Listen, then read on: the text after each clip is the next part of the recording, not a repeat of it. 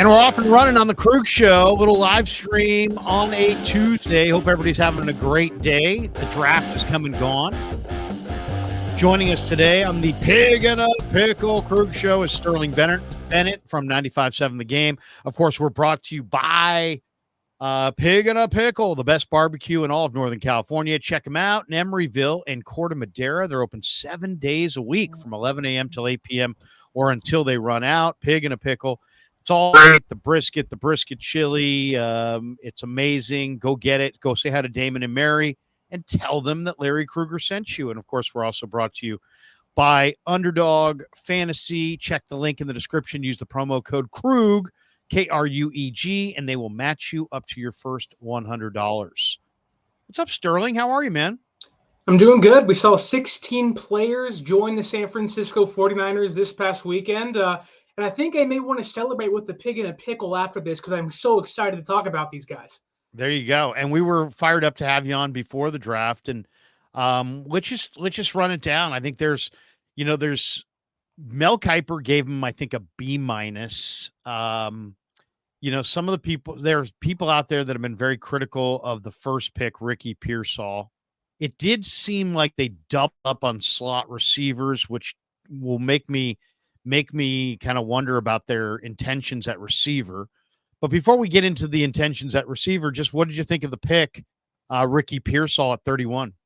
I think I was someone that didn't join the consensus, and it may have been a reach, and I get that. There were maybe bigger needs on the board. Cornerback Nate Wiggins was picked 2 slots ahead of them or 1 slot ahead of them. Tackle was still on the board. Cooper DeJean was still there. So I understand people saying it was a reach. But I also was someone that walked into this draft process after watching Ricky Pearsall, reading about him. I came away saying this guy is the perfect receiver for Kyle Shanahan. So I understand if Kyle sat there at 31 and said, you know what, Jordan Morgan went to the Packers. We couldn't get that guy. We liked him a lot. Nate Wiggins went earlier than we expected, liked him a lot. But sat there and fell in love with Pearsall and said, you know what, if we trade back, we're not going to get this guy in the building, and I want this guy to be on the roster. So the move didn't really shock me. Now at 31, that was kind of the, whoa, like what's going on here? But when you realize how good Pearsall can be in this offense, and you know what Kyle Shanahan likes to do and the archetype of receiver he wants in his system, whether it was second round or first round, getting Pearsall here really didn't shock me too much. It's interesting. It's like, I understand the people that are critical of the pick because he wasn't my selection. I had other receivers rated higher. I thought they should have gone Zach Frazier or maybe Michael Hall or Rukaroro, maybe on the line of scrimmage. But you know what? I was real careful not to be overly negative about this because there's a chance that you're right, that this might be the perfect receiver, not just for Kyle Shanahan, but for Brock Purdy. I mean, Purdy plays the game with, the ball comes out with accuracy and it comes out on time, and he loves to live in the middle of the field. And now it's like, what's the ideal receiver for that kind of a quarterback? Well, somebody who operates in the middle of the field, can catch it in a crowd, can run really precise patterns, has really good ball skills, and is kind of fearless across the middle. And in a lot of ways, Pearsall is exactly what the doctor ordered. So, there was one scout, and I forget who had it on Twitter, but one anonymous scout said, hey, man, I wouldn't be surprised if this guy caught 100 balls this year. Yeah. So I don't know if that's the case because I don't see that production necessarily at Florida. But I think we are a little bit in this copycat era of the NFL, which is, really always been the case. Whatever worked last year, people are about this year. If you go for Randy Moss, in the draft one year, and then the next year, it's like, hey, we want receivers. 2 years ago, the Niners landed, Brock Purdy in the draft, and suddenly the next year there were all kinds of Stetson Bennett got drafted, and all kinds of, kind of smaller, polished quarterbacks got drafted. Well, what happened last year? Last year we saw Puka Nacua, right? And Puka Nacua, he didn't run any awesome routes. He was just a little rub routes and stop routes and little stuff all within 5 yards of the line of scrimmage, and the guy was totally dominating. And people saw how, a receiver out of the slot potentially running shorter routes, who's got great ball skills, could pile up big numbers. And I think Puka's year had something to do with this pick. So I don't love the pick because I wonder about the durability of Ricky Pearsall, and I wonder about just, is he gonna, if he takes a big wallop inside where he's going to be operating, is he going to hold on? Is he going to hold on to the ball, or is that ball coming out? To me, he looks like maybe the ball's coming out, and the production I didn't see at Florida. I was hoping for bigger production considering his skill set. But then, my buddies who scout in the Southeast told me, hey, Krug, Florida's quarterbacks were just awful. Yeah. And that has a lot to do with his stats. So, you know what I'm saying? It's like, I preferred other guys, but I mean, this pick is not necessarily impressive, but I think he's going to be somebody that we appreciate a whole lot more after we see him in the pressure of an NFL game, catch a key 3rd and 5 pass to keep them on the field and keep drives alive. I think he's a continuity piece on this offense, and I think maybe a very good one.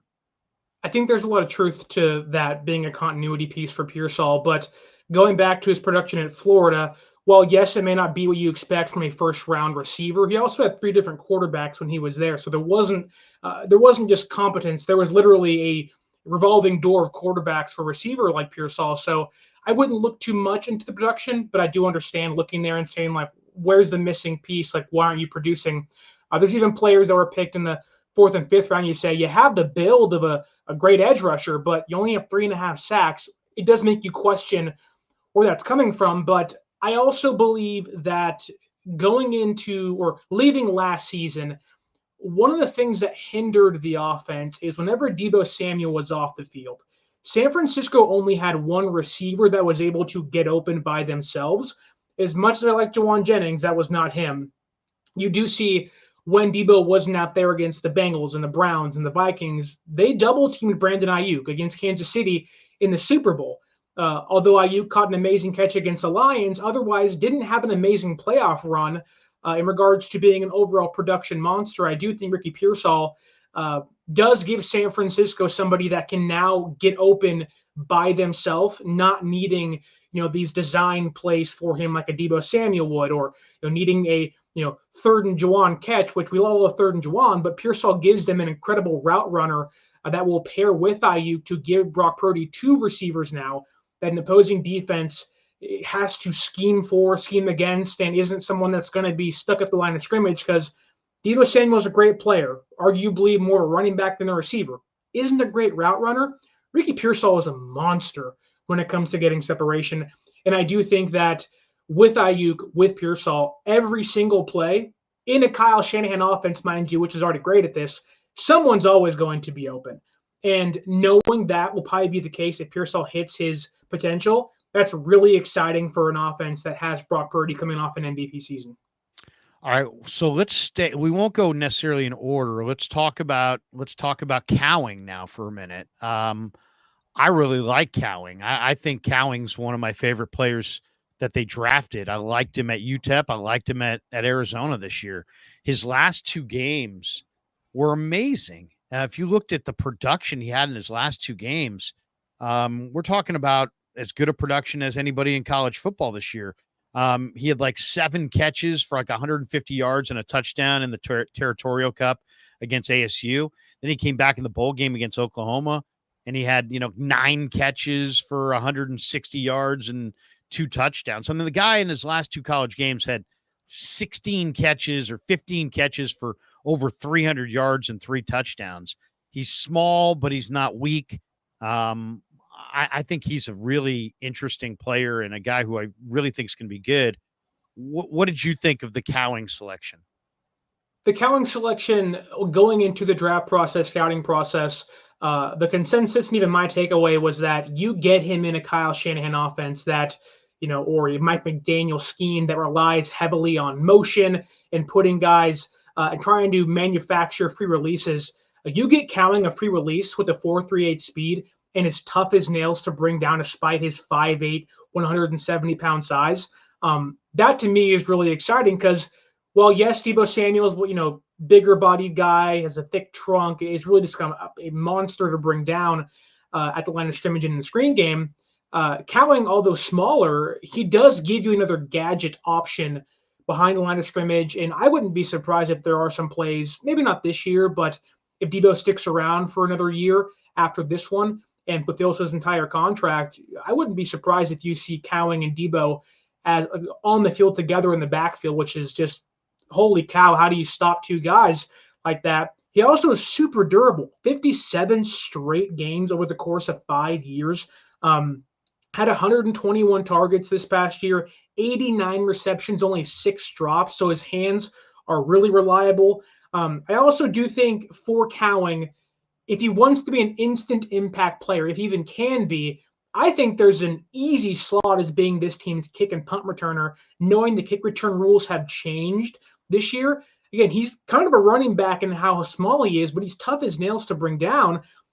If he wants to find, young players like Cowing, middle round picks, late round picks, you always tell them just find your niche, then expand your role in a year or two. For Cowing, I think his one role in year one could be go be my special teamer, go be my replacement for McLeod, who is no longer on the team. And I think he would excel with the new kickoff rule. He's just super productive. 13 touchdowns this last year. Only FBS player with 85 catches in each of the last 2 seasons. Only FBS player this year with 90 receptions and at least 12 touchdowns. Led Arizona to a 10-win season. What I love is just, he's obviously a slot receiver, but he can separate, vertically. And I think you're right. He really can help as a special teamer. He also, if you watch him, he's got explosive track speed and he's small, but he really is a try-hard blocker. Yeah. So, if you watch him down the field, this guy's not like, you know what, I can't get it done, I'm not going to try. This guy really does make an effort to block. Okay, so let's talk a little bit about this now. I mean, most teams cover, keep like 5 or 6 receivers. The rare team will keep 7 on a 53-man roster. It's pretty rare. Usually it's a combination of 10 running backs and receivers. So maybe you go 5 and 5, maybe you go 4 running backs and 6 receivers. Usually it's a combination of 10 of those 2 positions. The Niners right now, as we sit here in, late April, Debo, Ayuk, Jennings, those are your top 3. They also have Danny Gray, that's 4. Ronnie Bell, that's 5. Chris Conley, that's 6. Tay Martin, that's 7. I'm a big Tay Martin fan. They signed Trent. They signed big play Tay. Trent Taylor. So let's see. That's 1, 2, 3, 4, 5, 6, 7. That's 8. Tariq Owens is there. That's 9. And then the 2 draft picks, Pearsall and Cowing. They have 11 receivers. Yeah. And I think all of them, I mean, we'll take Tariq Owens out of it because he's definitely raw and he's not an NFL receiver necessarily right now. He might be, but I mean, he hasn't proven that yet. So take him out. You got 10 guys and you sign Trent Taylor to be a return guy, like your conservative. Yeah, he'll catch every punt. He won't fumble return guy. But now you've added Cowing, who could be a more dynamic return guy with maybe just as good a hands. Who definitely is more dynamic. You got Pearsall. You got your big 3. You invested a 3rd in Danny Gray. Ronnie Bell was kind of one of your surprises last year that came of age. Conley played well in the playoffs. Yeah. So I bring this up because Chase Sr. reported today that on Twitter that Andrew Filipponi, who does radio in Pittsburgh, and Bryant McFadden, I think the former Steeler, and there's like 2 or 3 different people in Pittsburgh that are saying that Omar Khan is still very much interested in a trade for a wide receiver, and they expect him to still go after Debo or Ayuk. What do you think? I initially thought, well, they're going to move, Debo or Ayuk at the, by the draft. And then after that, they'll make their decision. If they can't find a deal, they're there for the year. Part of me wants to see them be there so they have their best foot forward with all their talent. But then part of me says, the cap savings, if you trade Debo post June 1st, is significant. What would the Steelers be offering? And then you have 11 receivers now. So I don't know. I mean, what are you in the mindset? I mean, and then the other thought I had is we're talking about Debo and Ayuk, but shouldn't we really be talking about JJ? Because if you said, without knowing anything about these players, if you just said, what is Pearsall's best spot, you'd probably say he's the slot receiver. And if you said, what's Cowing's best spot, you'd probably say he's the small slot receiver. So that's JJ's spot. Do you think are the Niners, you think, on the verge of moving Debo or Ayuk on June 1st to the Steelers? Or do you think JJ potentially could not be here? Or do you just go into this year with Debo, Ayuk, JJ, and then Pearsall and Cowing, and then just cut everybody else? Gray, Ronnie Bell, Conley, Martin, Trent Taylor, Owens Kid. How do you see the wide receiver situation kind of working itself out there? Because there's too many bodies and not enough jobs. Yeah, I think I didn't go into the draft thinking they were going to move Debo or Ayuk. I thought the asking price was going to be extremely high, as it should be for players of their status, and Debo and Ayuk being very different, but one's ascending and one's already a star, right? And so I think both those guys are locked in, ready to go. I don't think the compensation you could get back for them, I think, wouldn't even tickle John Lynch's feather. Like, whatever at this point. Like, let's lock in for another year and let's address those guys next year. I think Ayuk gets extended this offseason with the $18 million off the book June 2nd or post June 1st. I think Juwan Jennings is here for one more year.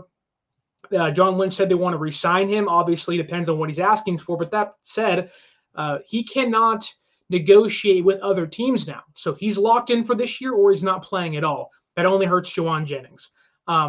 Ricky Pearsall, I get it, slot receiver, that kind of fills the Juwan Jennings role. But I also believe that not moving Debo, not moving Ayuk just screams, we're going into this year with all these weapons, adding on Pearsall, adding on Cowing, and players like Guerendo and others, that this is kind of the last go-round with our star receivers, our star talent. And then you get to the bottom of the draft or the depth chart, and you have players like Trent Taylor and Chris Conley. I do wonder what Chris Conley's value is, because he played so well in the playoffs, in the Super Bowl. I think he had game-changing plays against Kansas City in February. Is he still a practice squad player, and they elevate him like they did last year, and they sign him to a one-year contract in the middle of the year?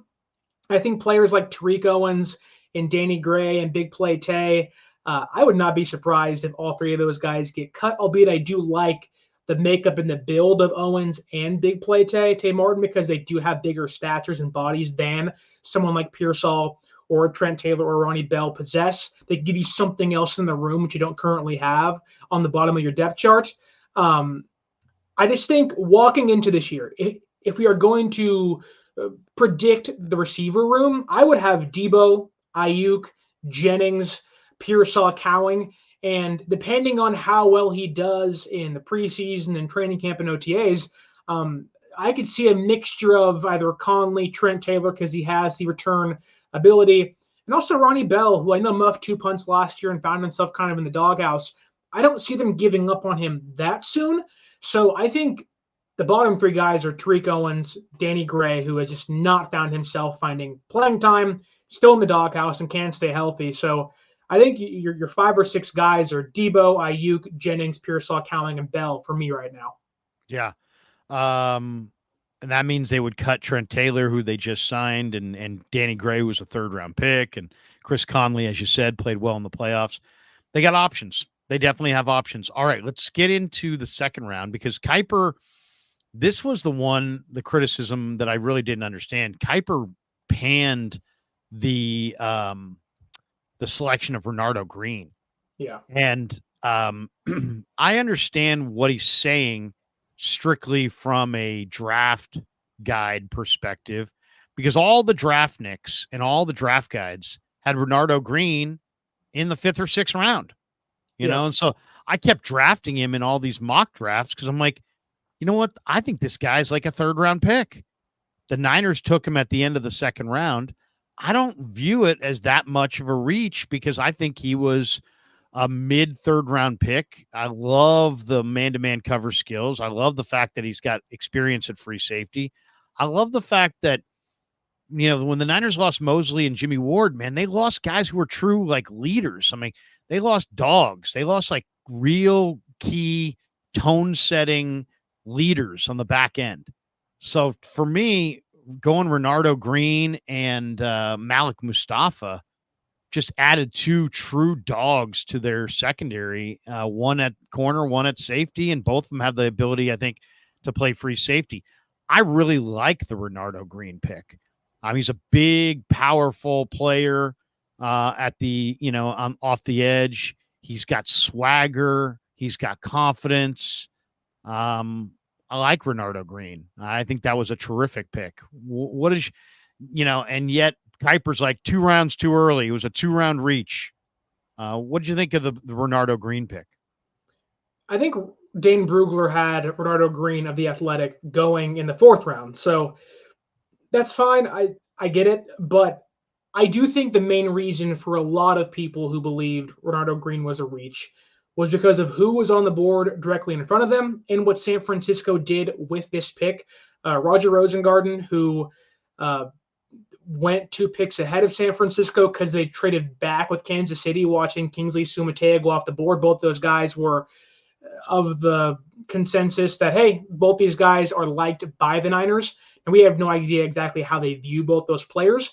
Rosengarten maybe have some play strength concerns, and Sumatea could just be a guard, and they found better value with Green and Puni in the 2nd and 3rd rounds. But Louis Riddick said this on ESPN after the pick and said, San Francisco may have gotten the best press cornerback in the draft.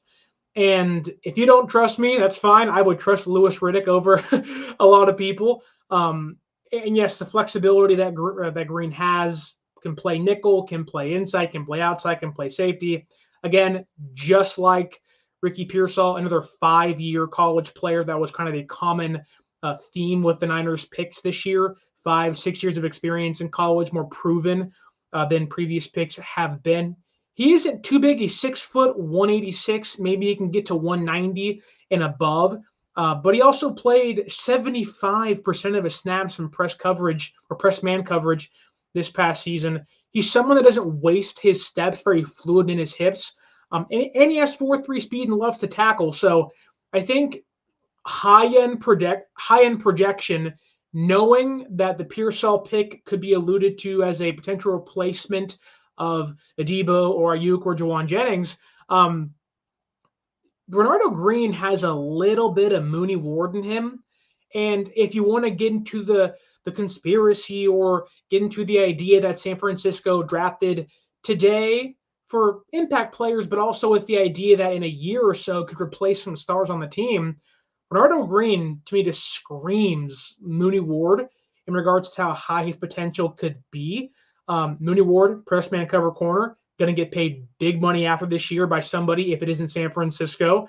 And Green is someone that he's tested. He went against Malik Neighbors and Brian Thomas, 2 guys that obviously Neighbors went top 10. Brian Thomas was someone that was connected to San Francisco as a potential Brandon Ayuk replacement, and it shut them down. Also went against Ricky Pearsall. Against all 3 of those guys, 60 coverage snaps, only 5 catches allowed, 1 interception, and only a 28.7 quarterback rating against him. So 5-year player, well-tested, and has the traits to be a potential, if all things go well, a Mooney Ward 2.0 or replacement in a year or so. Yeah, I love the intensity this guy plays with. I mean, I think he's the only thing I don't like was that he was flagged for 11 penalties. He was, yeah. He really was. So he gets a little grabby at the top of the route for sure. And that obviously is something he's going to have to deal with. But he's got plenty of speed, plenty of size, all kinds of swagger. I love the intensity that he plays with. And, according to the people that are around Florida State's program, this is a guy who loves to play. I mean, he plays through minor injuries, and he's, he doesn't have to be 100% to be out there. He only allowed 1 catch of 20+ yards in 2023. I mean, yeah, it was a 22-yard reception against Syracuse. Other than that, he cut off all the deep balls this year. He's good in run support. He brings that intensity, plays with a lot of fire. I love it. I mean, now, could they have traded back 10, 15 spots and nabbed him? Possibly. But I mean, what are we really talking about at the end of the day? I mean, you got to go for the guys that you can get. Maybe there wasn't an ability to trade back, Well, that was my thought on Pearsall. If you trade back and you like the guy that much, you watched 3 receivers go the first 5 picks of the second round.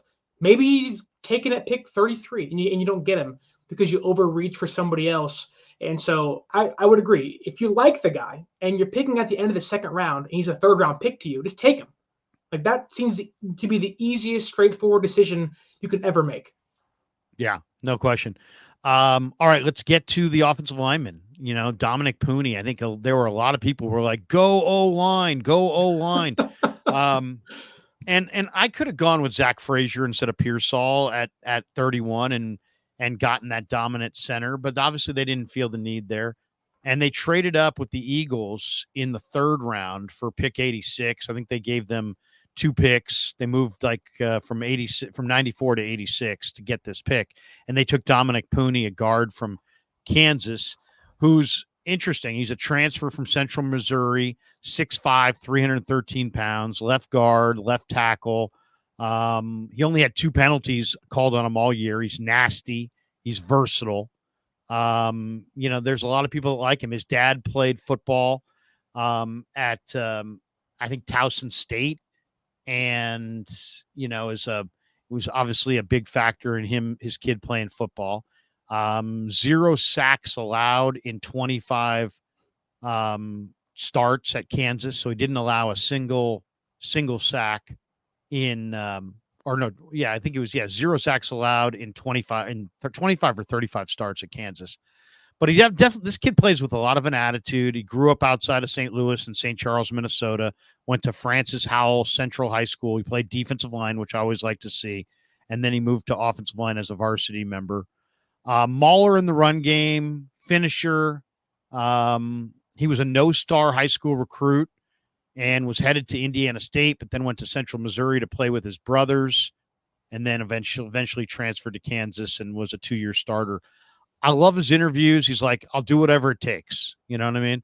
I'll do anything it takes. He's got 33-inch arms. So he did have a knee injury in 2021, a left MCL. But all his coaches say he's a calm, steady, he's got that real calm demeanor. He's a leader. 27 starts at left tackle, 13 starts at left guard, 3 starts at right tackle. And he's versatile, but he is 24. He can anchor. So he was a 6-year senior, because of the ability to, with the COVID year, they gave these guys extra eligibility. They say he's a better pass protector right now. But what do you think? I mean, is Puni? Did you like the Puni selection? I know there were a couple people who I talked to before the draft who were big fans of his. Maybe you were one of them, but I'm not really sure. But what do you think of the Puni selection? And do you see him as a guy who's going to jump Feliciano and Burford and start at right guard, where that seems to be the open spot on the Niner offensive line? Do you see him as a guard? I do. Or do you see him more as a tackle? I don't think he has the arm length to be a tackle, despite playing tackle a lot in college the majority of the time. I'm someone who thinks guard, if they can, in a way, maybe try to get him to be a center. I do think that they do need a backup center, but that could be Drake Nugent off the undrafted free agency scraps they got after the draft was over. But I like Dominic Puni. I think that a lot of Niner fans were hoping, at least I was hoping, for in the second round, Christian Haynes from UConn, who went to Seattle. He's a monster. But when they went Dominic Puni, it was like, okay, like they got their offensive lineman. He's the 3rd highest drafted offensive lineman under Kyle Shanahan, the other 2 being Mike McGlinchey and Aaron Banks. If that doesn't tell you he views Puni in a high regard, I don't know what else would. Puni has played 16. Now, is it Puni or Puni? I think he probably goes by Puni. That would be my guess. I would like to think, being 6'5" over 330, he wants to go by Puni, not Puny. But it opens the door for a lot of different conversations when you dive into what his name actually is. But I think he has quick feet. When you look at every single offensive lineman Kyle Shanahan picked this year, and I'm sure in previous years too, it'll stick. 4-4 shuttle time, 7-4-7 3-cone drill. Those are kind of the 2 things you look at. He wants quickness off the offensive line, short to intermediate acceleration and agility. I think that having only allowed 4 pressures in 2 seasons, I think it's an instant upgrade at least over Burford and gives you a much higher potential than a guy like Ben Barch, who they like as their now backup left guard. I also think, again, if you want to look towards the future, Aaron Banks is up after this year. Feliciano's probably going to retire after this year if his last ride Instagram post is to be taken very seriously. I also believe that Dominic Puni, whatever you want to call him, I think the one thing that stands out is that he's wide framed and a good run blocker. Well, yes, needs to improve. Kansas ran behind him 47% of their snaps, more than any other interior offensive lineman in the class, over guys like Christian Haynes, Zach Frazier. Like, Kansas trusted him to be the guy to run behind. I think Kyle Shanahan saw that and said, you know what? They trust him. He has the ability. He has the short to intermediate foot speed I like. And I said, I have to get this guy, hence why you trade up for him. And also it pays to trade back for Renardo Green to give you the ammunition to go move up and get guys like Puni, like Guerendo in the 4th round. And I just think that not just behind him 47% of the time. They average 3.5 yards before contact when running behind him. So if you want to get McCaffrey, who has a lot of tread on those tires, getting older, you want to get him in the open space, a player like Dominic Puni could definitely be someone like that for Kyle Shanahan. It's going to be interesting because, if he really is, a top tier guy, he might be ready to roll. And if he's ready to roll, maybe he'll impact the thing at right guard. That's going to be interesting to watch. So that's the first 2 days of the draft. That was Thursday night and Friday. We're now through rounds 3. Now let's go into what they did on day 3. And one of the guys, they it's funny, going into the draft, my good buddy Tony Pauline had a report, said the Niners really liked Isaac Guerendo and they were going to try to get him at the end of round 3. And then the next day or 2 days after, he took down the report, and it's like, well, wait a second, it's a very specific report, right? It's like, why did you take it down? And he just took it down. I would imagine somebody from the Niners was like, hey, could you not put that out there? But it didn't mean it wasn't true. And sure enough, the 49ers traded up with the Jets in round 4, and they took Isaac Guerendo from Louisville, who is one of my favorite players in the draft prospect wise. I mean, he's never been the bell cow back anywhere he's been. But the athleticism is rare, right? 6 feet, 221 pounds. He played for Jeff Brom, who has that outside zone run scheme.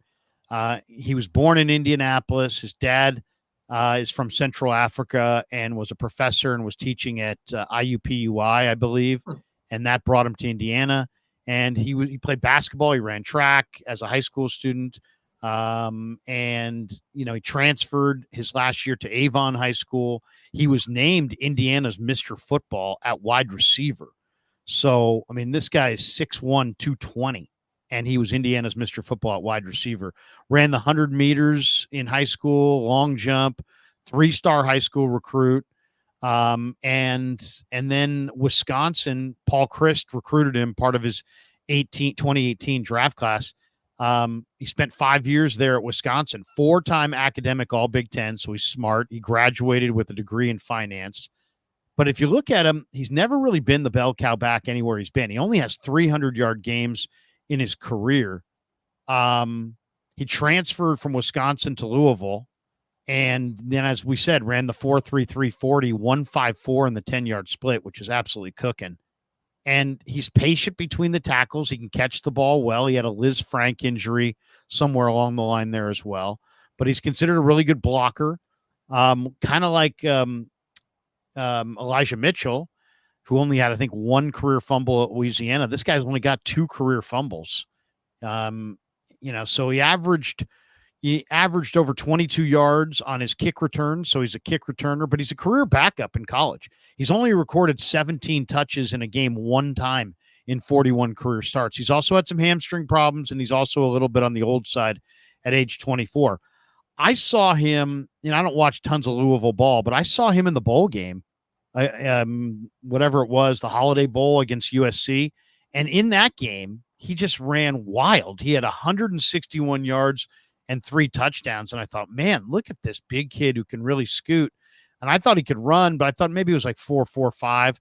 And it's 4.33. I mean, you know, this guy's really cooking. So I actually kind of put out there on Twitter that I think this guy would be a phenomenal fullback. And a lot of people were like laughing at me. Oh, fullback. Come on, man. You got to be kidding me. This guy's not a fullback. And somebody tweeted out this morning, oh, you know, I thought Krueger was credible until I saw that he says Guerendo should be a fullback. But I'm going to show you, I'm going to share the screen here and show you guys this play that from a game earlier this year. And this is Guerendo. Let me see if I can find it here. Yeah, there we go. I'm going to share the screen here. Here's Guerendo. Doesn't get much. Let's see. Turn the volume down on that. Okay. But here's Guerendo. And watch him just stonewall the defensive end. He's in the backfield. It's a one-back deal, quarterback in the shotgun. He's offset to his right. The defensive end on the right side is going to come on a stunt, and you're going to see Guerendo just absolutely level him. Watch this. Lumber's going to run it. 2 timeouts remain. Doesn't get much. It's a pretty monster. We'll see it one more time. You can hear it. Lumber's going to run you can literally hear that. Doesn't get much. To me, that looks like a guy that can play fullback. And I don't know, Sterling, how you feel about this concept of Guerendo as a fullback. I mean, he played wide receiver in high school. So he was a wide receiver in high school. He's a running back in college. He's 220 pounds, but runs in the 4.3s. The Niners have a whole stable of running backs, including one of the MVP candidates last year. So, I mean, you're talking about a loaded backfield. If you took Guerendo and somehow could get him to play fullback, and you could have Debo, Ayuk, CMC, Kittle, and now you could add a 4.3, 220-pound fullback, that would give your offense a dynamic element that it does not have. And if they're looking for a replacement for Juice in the next year because of cap reasons, couldn't this guy be the guy? I mean, could you imagine when you have this many weapons, if you flip it to the fullback in the flat, who's probably being covered one-on-one by some linebacker, and you've got Guerendo out there and he gives the guy one move, and then you got 4.33 speed down the sideline. To me, that could add an element of dynamic element to the offense that they don't have right now. That could be incredibly difficult for defenses to defend. Where do you think Guerendo fits in? Because he's not a pick and slide natural running back. He's kind of a trap runner, hit the hole and go kind of a guy. Yeah, I think Guerendo, he was my number one outside wide zone running back in the entire class. I found him early February and I was like, oh my God, like kind of like Pearsall.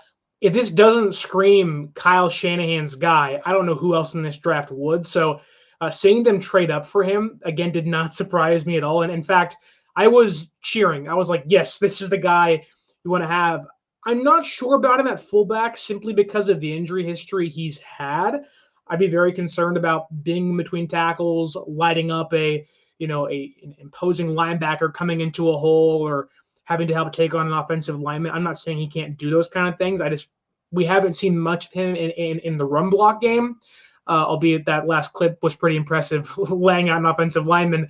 I do think Guerendo, being a good pass blocker, having good hands, having pretty good vision out of the backfield, I think it just tells Kyle Shanahan, like, look, Elijah Mitchell, weirdly enough, kind of like Guerendo, has had a lot of nicks and bruises the past couple seasons, and really haven't been able to establish them, albeit Mitchell's 2021 campaign was really impressive as a rookie. I think Guerendo, he only had 132 carries last year, but 22 of those were explosive carries. 6% of his carries were explosive carries last year. So The pro comp I've seen and heard, and I truly understand, is Raheem Mostert. Mostert came into the league, undrafted free agent, bounced around, obviously found a home here, then went to Miami. But Guerendo, I think, will need some time to implement himself into the offense, get his body right. I wouldn't be surprised if they put him on a meal plan to strengthen up a little bit, get that lower half a little stronger to maybe one day be a fullback on this team. But I do think looking on to next year, Elijah Mitchell might be gone. Jordan Mason's contract is kind of in that lingo or kind of in limbo of like, what do you want to do with him? I like Jordan Mason a lot. I don't know why Kyle Shanahan doesn't love him. I think he could be a good power back for this team, but he has a lot of value on special teams. Whereas Mitchell, I actually was kind of surprised that they didn't trade him during the draft, knowing how little value there was for running backs this year. But Kyle Shanahan last year said Mitchell, when healthy, was their best running back number 2. So I think Kyle Shanahan goes into this year with McCaffrey, Mitchell, Guerendo, and then you get into a real conversation of, is it Mason? Is it Schrader? Is it Patrick Taylor Jr.? I think they're going to carry 4 running backs. I think that's when we get into a real serious conversation of, is Mason a lock? Is Cody Schrader out of Missouri as an undrafted free agent going to make this team in surprise? But I really, really like Guerendo as a 1 or 2 year kind of wait and see player because he has all the explosiveness. I know he has 4.3 speed. He does take a little bit to get going on the play, on the actual field, but he does have something that other running backs in this class don't have, and that is just an overall crazy athletic traits when it comes to his RAS score. So Guerendo brings higher end potential, but there are some concerns with the injuries and the legs that he has of lower body isn't as strong as you'd want it to be, but I think at most this year he could be your RB2 behind McCaffrey and give you something else, or at least give CMC kind of a breather, because at the end of the year, the past 2 years really, they have just fed CMC all day long, and you can see against this past offseason or this past playoff run against the Lions, there was a little bit of is he hurt? Is it a serious injury? So I think getting Guerendo in here brings something else, or at least a breather for CMC later in the year. You mentioned Cody Schrader, so we've been going in order, but we might as well jump over to Cody Schrader for a minute. The Niners are it's unbelievable how they keep finding these awesome undrafted guys, and more of the times than not, they're at running back, and it's all because of Bobby T.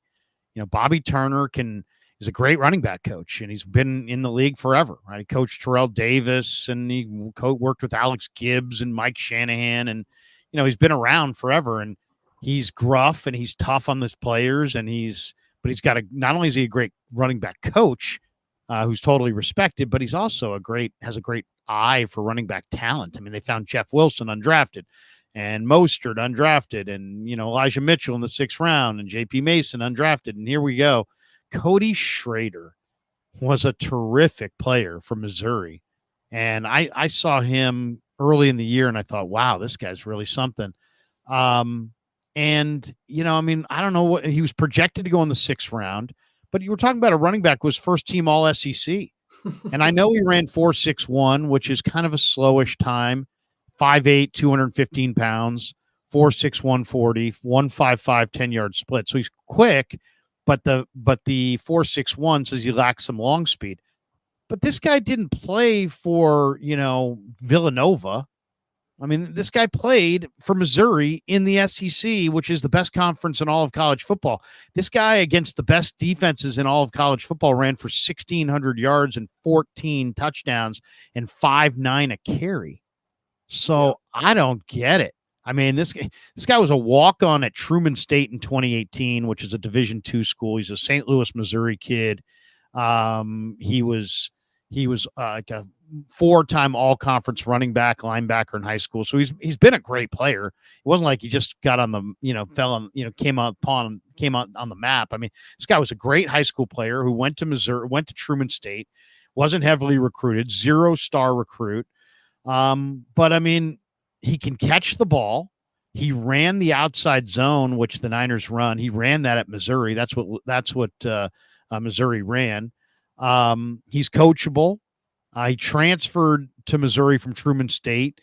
He's always improving. He is a little bit older. He's 24, and that teams always mark down guys for being older. But I mean, he's decisive. He plays fast. He's smart. And then look at what he did. You say, well, okay, but he probably piled up stats on bad teams. No. I mean, he did run for 217 against Arkansas. He ran for 205 yards against Tennessee. But he had 29 carries for 128 yards against the Buckeyes. He averaged 5.1 yards per carry against Georgia. Against LSU, he averaged almost 9 yards a carry, 8.8 a carry. This have guy, 3 defensive tackles going this draft. Wingo, I'm forgetting the other's name, but then Mason Smith. Like, they had dogs at the defensive line. Yeah, when we're talking about a big time talented LSU team, ran for 8.8 a carry.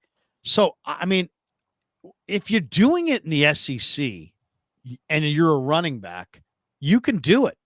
You know what I mean? It's not like, oh, well, you know what? I mean, the Niners have drafted or had some undrafted free agents from small schools. And when they get into camp, it's like, you know what? The step up in class really is really clear. And right. They're not ready to make that step. This guy, I have more confidence in Cody Schrader as a running back than I do in Guerendo. Okay. Guerendo's big and fast and straight line fast and strong and powerful and an awesome athlete. But Cody Schrader is the guy who did it in the SEC. He was the bell cow. He was Missouri's guy. Yeah. And he did it. So I think one amazing get by the Niners, amazing find by Bobby Turner. And people are going to love this kid. I mean, this is one of the absolute steals in my mind. There's no, and I'm not even concerned about the 4.61 because it doesn't matter to me. It's like he did it in the SEC against all the best athletes in the country. So, you got CMC, JP Mason, Elijah Mitchell, and now you've got Guerendo, and you've got Schrader, and who else am I missing? And Juice, Patrick Taylor. Yeah. So, I mean, they're super deep at running back, really deep. I feel better about Schrader making an impact right away than I do about Guerendo because Schrader knows he's got the instincts. He's got the quickness. He's got the explosiveness. I don't know. I'm excited for Cody Schrader. That's got to be one of the best undrafted free agent signings of the year. Yeah, I just did my deep dive into all the UDFAs in my last podcast episode. And he was Dane Brugler's 181st ranked prospect. So he was supposed to be drafted a lot higher than he was when he was signed as a UDFA. I think the size may have kind of warded off some people and kind of deterred some teams. 5'8". I have him at 202. That's what he tested at. But he did play, I think, at 215 or 214 this year at Missouri. He had 23 touchdowns in his last 26 games. Hyper production, just crazy levels of production. 51 forced missed tackles. Like, this guy just runs through people. It kind of reminds me a little bit of a poor man's Blake Corum. I mean, I love Blake Corum, but he kind of reminds me of Corum in that he's similar body type. They keep the legs churning. They're always falling forward. How bummed were you that Corum, who you called or compared to Emmett Smith, went to the Rams? I know. It bothered me. Well, I mean, I'll say this. I mean, I felt like the Eagles, the Rams, the Seahawks, the Cardinals, Lions. I mean, a lot of teams that stand between the Niners and success all had good drafts. So it's, but I thought the Niners had a pretty good draft too.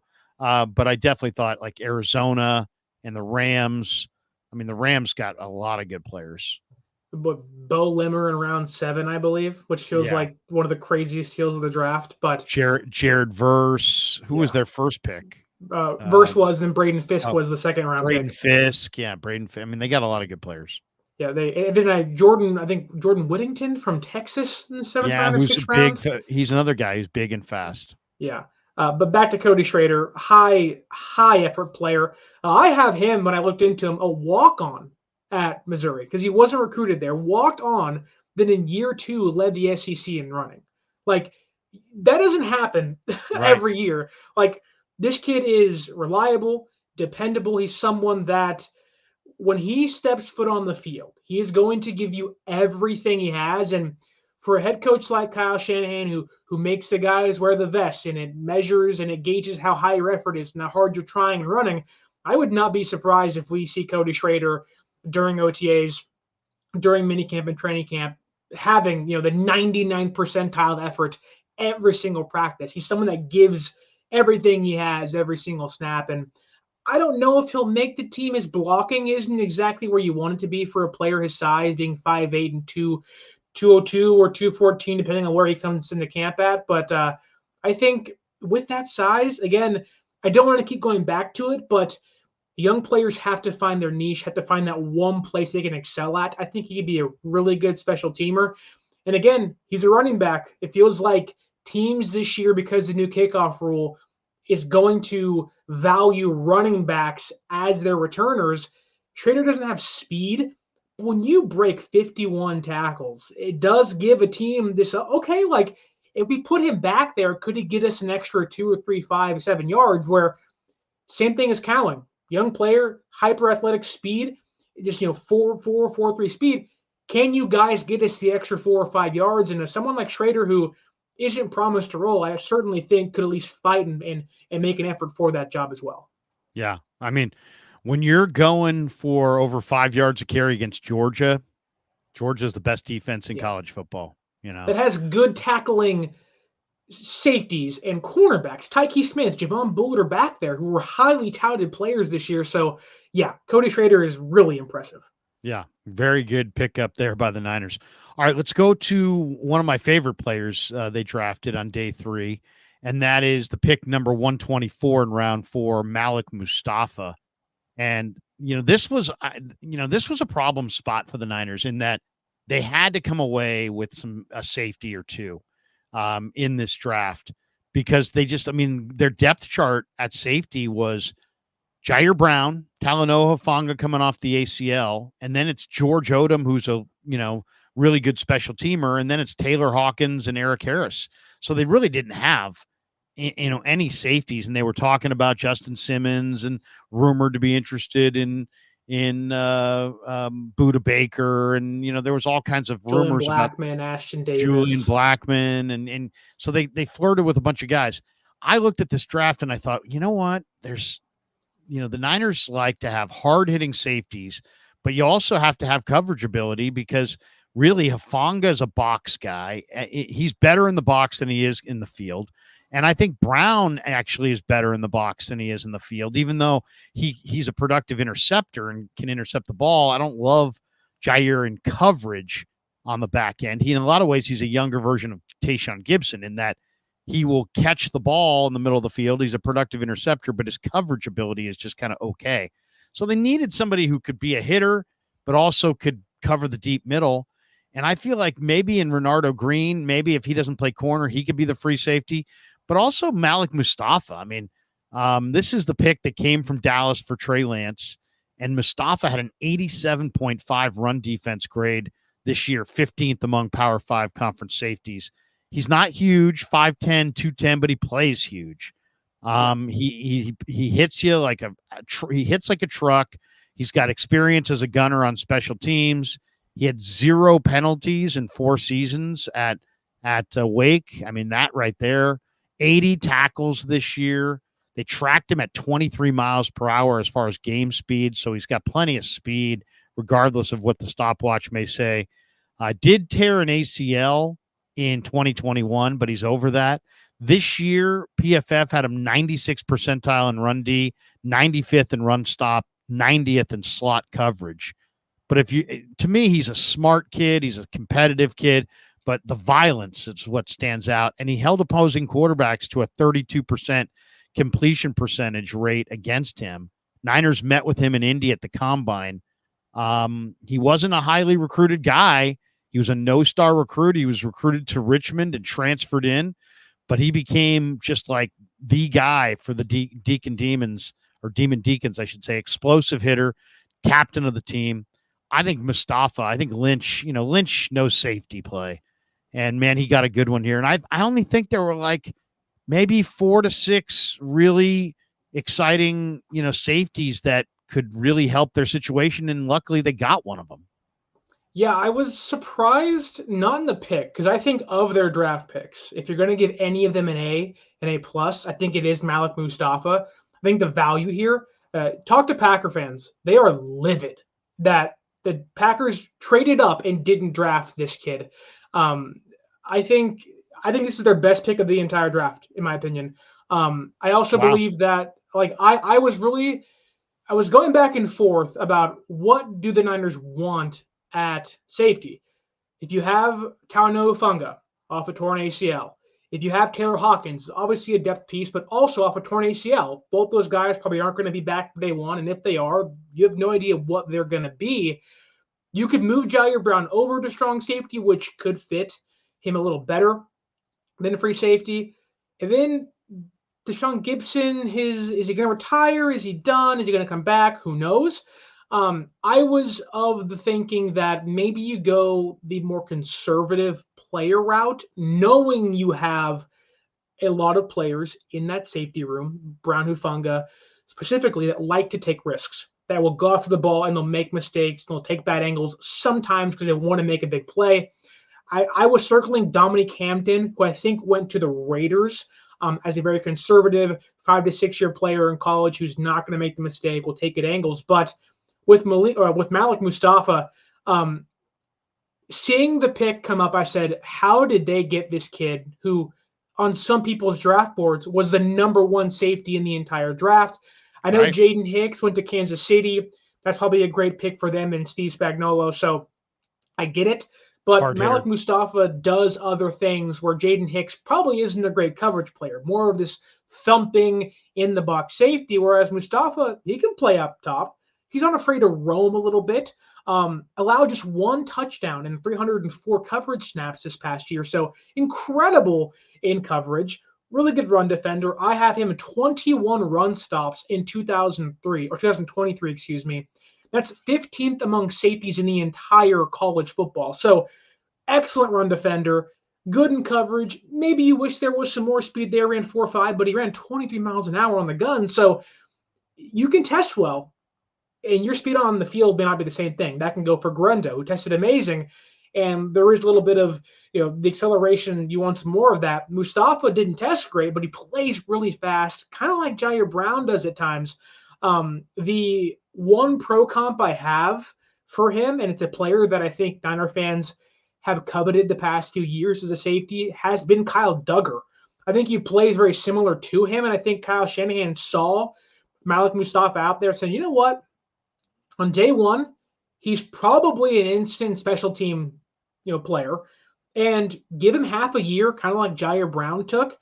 He could come in and start, and he may even have to start if Hufanga isn't healthy or 100%. So I don't know if this wards off a conversation about Simmons and Quandre Diggs is still out there, but I do think it pushes that down the road at least to give Mustapha a chance if Hufanga isn't healthy. Good tackler, takes good angles. He'll take on big tight ends. He'll take on offensive linemen if he has to. Just a guy you want to have on your field and with you and say, I will go to war with you on defense, because he is another dog in that secondary. And you add into the conversation of the reports earlier this offseason of San Francisco might not be committed to Hufanga in the long term. Well, now you found your potential replacement in the 4th round. Yeah, no. So Mustafa's your favorite. My favorite, I think, is Cowing. Just for I just watched him and I thought, man, this guy is you can't cover this guy. He's got great hands.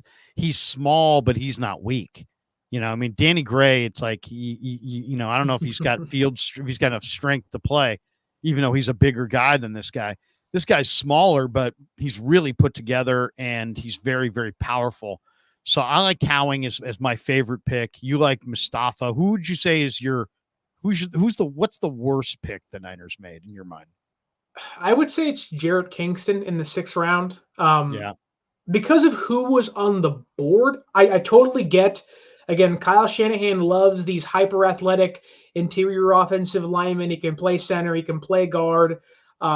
He played 270 snaps at tackle. He played 395 snaps at right guard this past year, 5th-year senior. his RAS score was 9.94, like off the charts, and what Kyle Shanahan likes. 99 percentile in bench press, 93 percentile in shuttle time. 4 of the 5 offensive line prospects this year to run a 4.47 shuttle time. San Francisco drafted 2 of the 5. So I totally, or 2 of the 6, excuse me. I totally get Kyle Shanahan going with Jarrett Kingston, but with the need at tight end, which wasn't really addressed, I get the Mason Pline, the undrafted free agent guy, who I know you like a lot. But yeah. Michael Jurgens, Bo Limmer was still there. Nathan Thomas was still there. I think there was better talent on the board, although I do think Kingston just scratches the itch that Kyle Shanahan has for an offensive lineman. What's his position? I mean, I know they say he's a technician, but you're talking about 6'4", 306, 6 years start or 6 years senior, short arms. Is he a center? Yeah. I mean, I don't. Right. I mean, Puni's a guard, not a tackle, but this guy's not a tackle. This guy played left tackle and right tackle and left guard and right guard. But to me, it's just like he seems like he's a center. Yeah. And then, the reports I read is that he lacks power. Well, he did have 36 reps on the bench, which is a great bench, but doesn't mean just because you got weight room strength doesn't mean you have functional strength. He has a bad anchor for sure. What do you think? I mean, he's a NorCal guy. He went to Anderson High School. I don't even know where that is, but he did the discus, so he had the track background. 5 seasons at Wazoo and then transferred to SC for the final year. They played him on the right side at right tackle and right guard.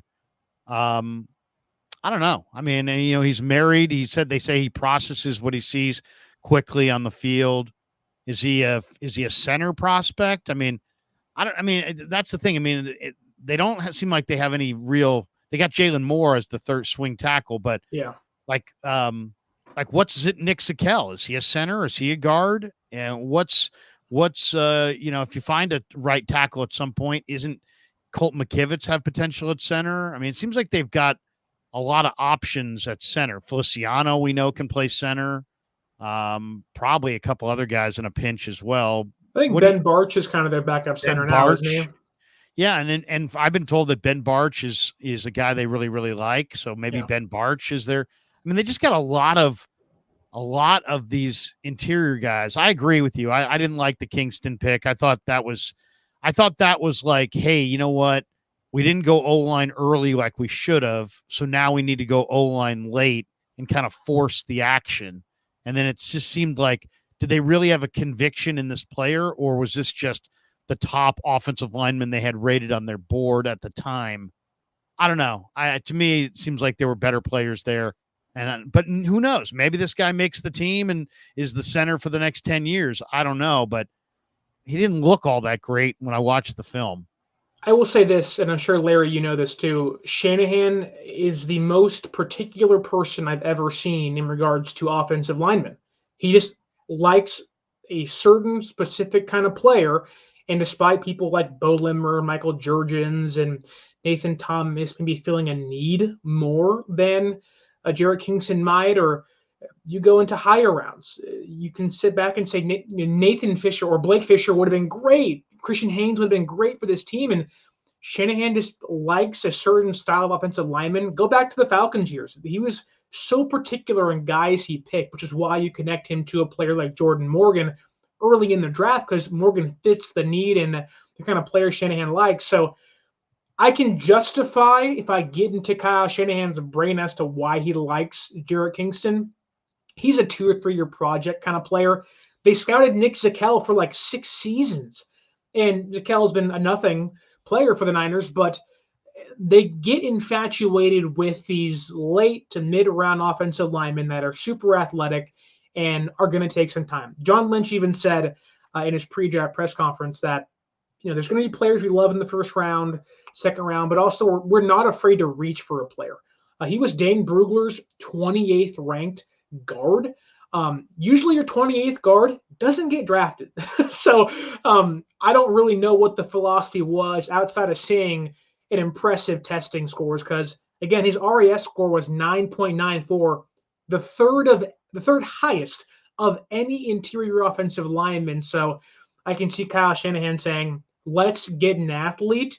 over a player, probably more proven. Like Bo Limmer has some size concerns, which we all like Bo Limmer. He did it in the SEC. Right. And Kingston played at USC, and their path protection was terrible this year for Caleb Williams, who had to play hero ball the entire time. So I don't love this pick at all, knowing who is on the board still, but it's Shanahan in the offensive line. He says, I want athletes, and it gets athletes. Yeah. Bo Limmer would have been the better pick. Was Limmer there? He was, yeah. He got picked in the and 7th Jeremiah, or late 6th by the Rams. Yeah, either I forget if it was Jeremiah on the NFL Network side or if it was Riddick on the ESPN side, but one of the draft analysts was like, Bo Limmer is going to make the Rams roster. Bo Limmer is going to, start for the Rams. I had that same conviction. I mean, he's tough, smart. Now he's a 6'5" center, but I thought Bo Limmer would have been the pick for sure. I would have been much happier with Bo Limmer than Kingston. I was honestly, and I know they got Evan Anderson as a UDFA out of FAU, and he's a good run stuffer. And I know Leonard Taylor from Miami has a lot of concerns of how he was used in Miami and probably more raw. But Leonard Taylor can stop the run. And this team, they have Jordan Elliott and they have Kevin Givens, and Kalia Davis is a major question mark of health. I would have loved to at least reach for Leonard Taylor here and said, you know what? It may take him a year or two, but I can justify that over Jarrett Kingston, who hasn't proved much outside of an RAS score. Yeah. Okay. How about Tatum Bethune?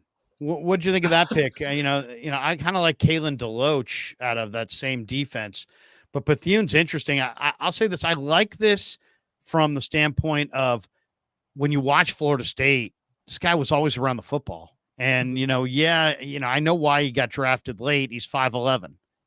When you're a 5'11" linebacker, you fall in the draft. To me, it's, but you can see this kid's quick. He's got 10-inch hands. He's productive.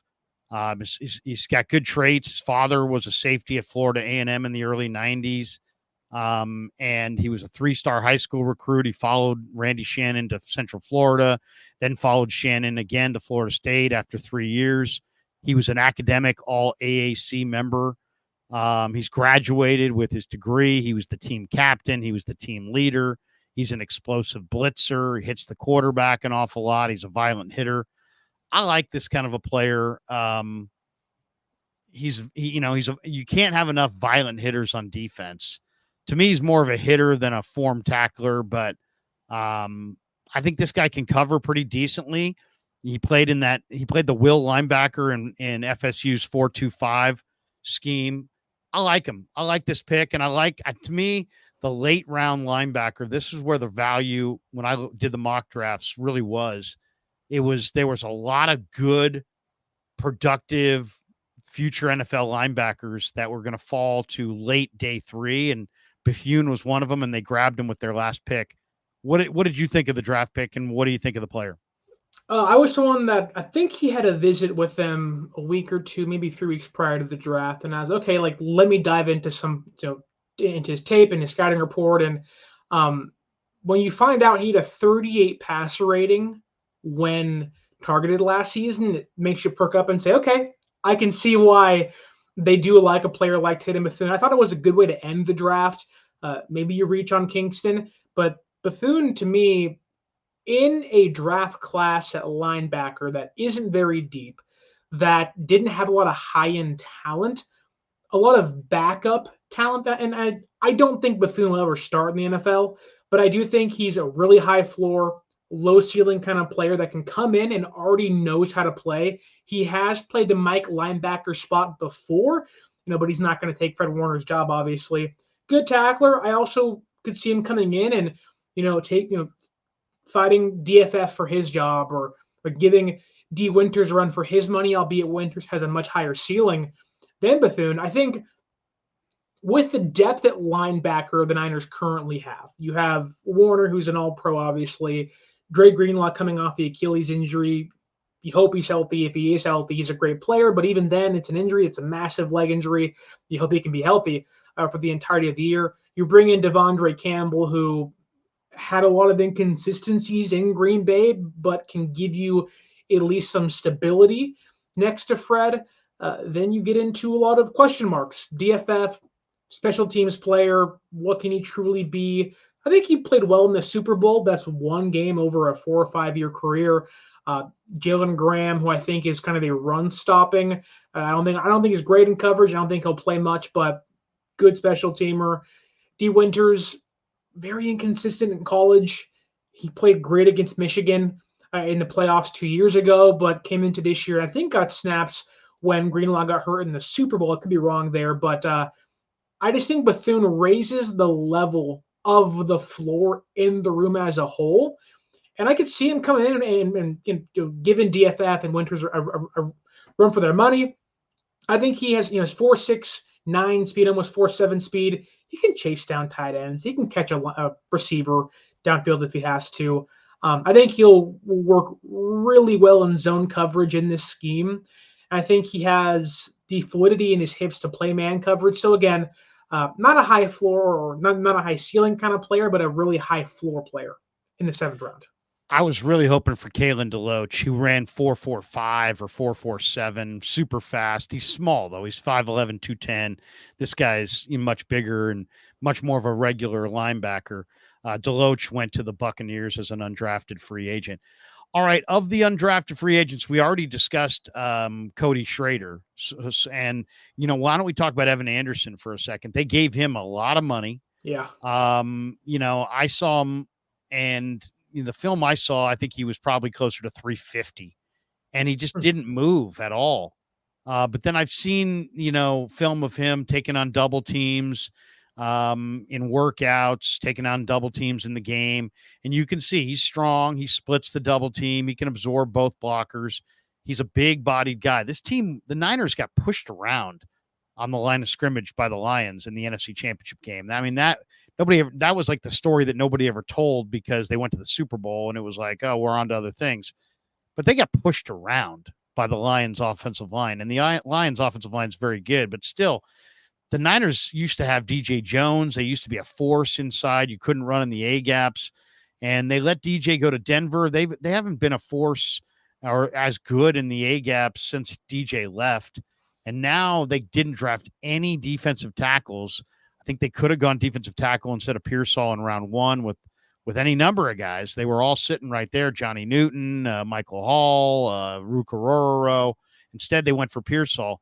And then they paid Evan Anderson, who's now down to like 6'1", 320, the Florida Atlantic defensive tackle. They paid him a sizable amount of money, like $280,000, like $30,000 a signing bonus or something like that, and like $250,000 guaranteed.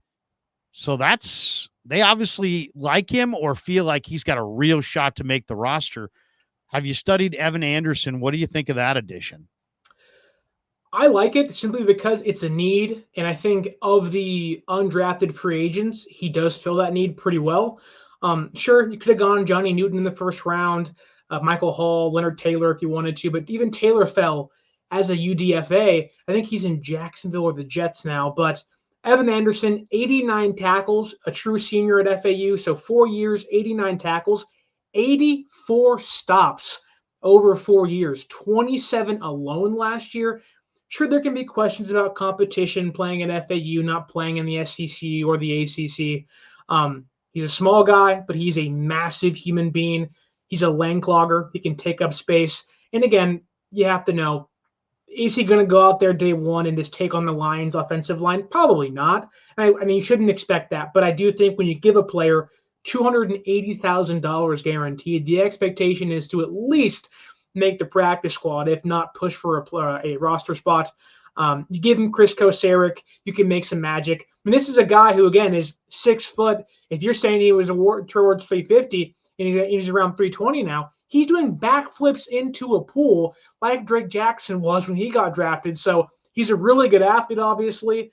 Violent hands, albeit sometimes inconsistent hands. So a lot to like in regards to run defending.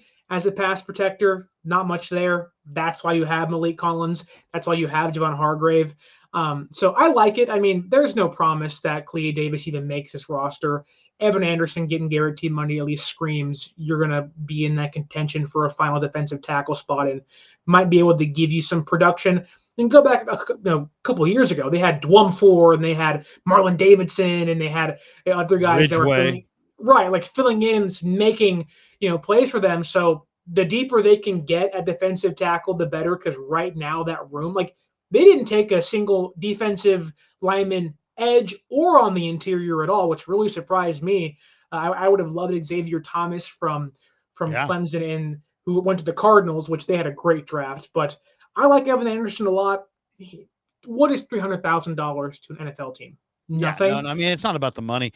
It's just is he quick enough to play in the NFL, or is he, I don't know. I mean, I think the NFL is kind of going away from players like this. It's like guys who are really, 2-down run defenders. But I think it's almost like in the NBA where almost every guy on the floor has got to shoot, and you can't have a center who just, and you really can't have two non-scorers on the floor at one time. It's kind of the same thing on the defensive line. It's like you got to have every guy on that defensive line's got to be a pass rusher. Otherwise, whoever's not the pass rusher, you're blocking, let's say, Jonathan Hankins or somebody like that. You just sag in the middle and kind of combo blocking everybody else because that guy can never get to the quarterback. And Evan Anderson, to me, looks deficiently quick. But we'll see. I mean, he's definitely a kid who had bad body weight, is dropping it. Maybe he's gotten serious about his career and his life and his fitness and that kind of thing. But I'll say this, he's definitely incredibly strong at the point of attack. And he's definitely the kind of guy that can plug the run. The question is, does he give you anything like DJ Jones did as a pass rusher? Any quickness? Can he come off a block and make a tackle on a running back, or is he simply going to absorb blocks? So that would be my question with him. The undrafted free agent that I loved, and when I saw this guy on the list, I'm like, yes, was Mason Pline. And I've been a big Mason Pline guy for a while.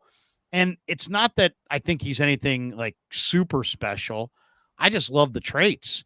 You talk about a 6'8" target who's got a basketball background. And if you watch his basketball highlights, you can see, I mean, this guy, at Ferris State looked like Aaron Gordon. I mean, he's jamming on the break and he's reversing and it's like he's showing enough athleticism and above the rim basketball skills that it makes you think, oh, this guy's plenty athletic enough to play in the NFL, especially at 6'8". You think a lot of 6'8" guys are kind of linear, kind of slow, kind of mechanical. This guy's not. This guy's fluid and athletic and has good hands. And then you start reading his story, and he's got 10.5-inch hands, and he was a mechanical engineering major, so he's super bright. He's like top of the charts as far as intelligence. And then I was reading Matt Barrow's athletic breakdown on him today. I guess a bunch of teams, were interested in him. Like as many as 8 or 9 teams showed interest in him as an undrafted free agent. So I love the addition of Pline. In my mind, I think he's a super sleeper. When you've showed that kind of athleticism and you have 10-inch hands and you're a mechanical engineering major, man, I'll just on that alone, I'll take my chances. If you're that smart, that athletic, that big, he's more of a receiver than he is a run blocker.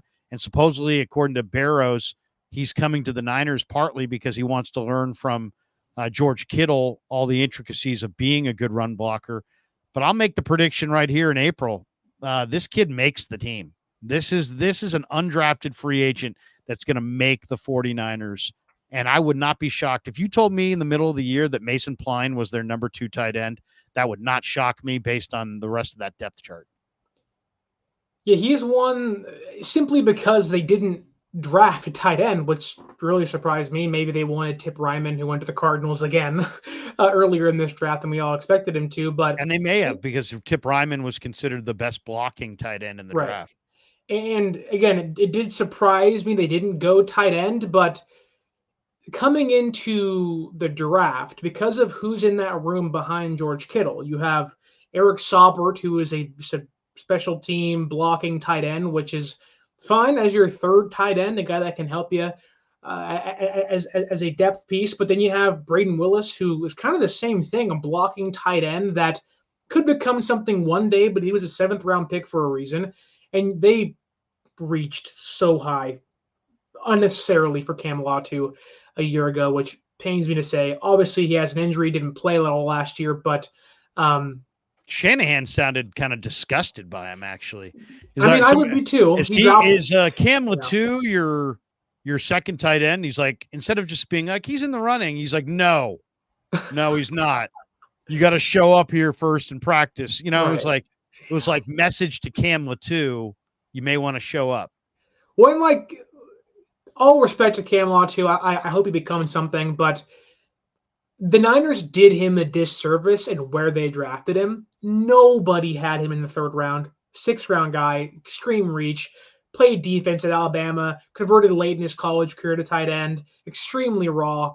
Doesn't really have the traits you want to be something special in the NFL, which doesn't make sense knowing he's the highest drafted tight end they've ever taken under Kyle Shanahan. So that's confusing. But Mason Pline was Dane Brugler's 18th ranked tight end on his board. He's 6'6". I have him at 255, 32.5-inch arms, 10-inch hands, like you already said.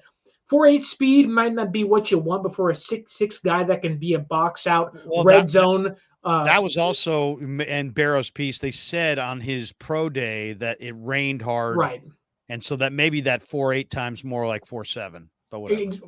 Maybe it's a high 4.6. And if that's the case, then they got something they can really work with. What he had played 38 career games as a football player in college. I have his best season as last year, 13 games, 32 receptions, 287 yards, and 4 touchdowns. So there is production you like from a small school tight end. Again, I don't know if he gets on the field simply because he isn't a good blocker, but he has the frame. And if he's a quick learner, things can change really fast in a room that doesn't have a tight end 2 now. But I do think that even walking into the year with Mason Pline, who I do think has the makeup to become something, even if it's at least a red zone target that can box out a linebacker or cornerback in the back of the end zone, that's great and all. I think they still need to address tight end because I don't want Cam Latu on this team. I don't trust Braden Willis. Is it possible? It's a confusing player to like. Is it possible that Latu just was overwhelmed by all the mental that is required in this offense of the tight end? I want to give him one more camp to take a look because this guy, it wasn't like he wasn't very good. He was awful. Balls ricocheted off this guy. Yeah. This guy had multiple balls hit him in the face mask. Yeah. He could not catch anything. I mean, I don't know if I've seen a worse looking tight end as far as hands than this guy. And I just got to think that maybe, there's a mental, grind of learning he just looked like he was thinking too much. Yeah. I'm interested to see what he looks like. I'll give him one more summer to see if this guy's athleticism can bubble to the surface because he was so bad that I just think that maybe he was mentally overwhelmed. Now he got a year to redshirt. He should know every play. He should know every formation. He should know every, adjustment, every, possible thing he should possibly know about the offense. He's had a year to redshirt. I'm eager to see. I'm not ready to say he's a total bust. I've got to see him again. If he plays, if he's not just worlds better in camp, then he's a total bust. But I kind of agree with you in that I'd like to see one more body in here. If they could get like Robert Tonyan, that's the guy. Somebody like that. I mean, it would be nice. There's still some decent tight ends out there. I was kind of hoping they'd go for Johnny Wilson and try to convert him to tight end. That would have been exciting. But in a lot of ways, I love what the opportunity Pline has. But if they could get one, even one more decent tight end between now and training camp, I think would help quite a bit. Yeah, I just think with where the room is at, not that it was on purpose, but they kind of did a disservice to George Kittle in finding him a counterpart. You watch Charlie Warner leave and he gets a nice contract by the Falcons.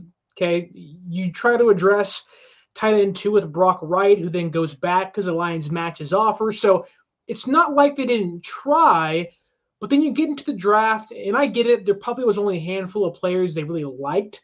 I'm going to assume Ben Sinnott and Tip Ryman. I'm really intrigued if they tried to go and try to get Dallin Holker from Colorado State, a little smaller, but or to me, I would have loved Zach Hines.